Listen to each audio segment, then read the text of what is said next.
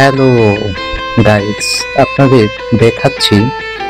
এটা হচ্ছে Facebook ID, যেটা আমি প্রিন্ট করে বের করা।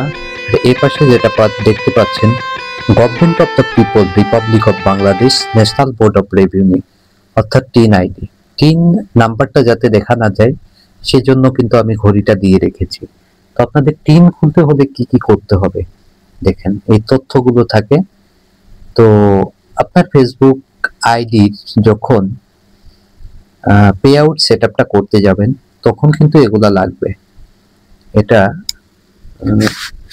এই যে আমার 7.2K ফলোয়ার আছে, এতেই কিন্তু আমি মনিটাইজেশন পেয়েছি এবং খুব ভালোভাবে মোটামুটি ভালোই ইনকাম হচ্ছে।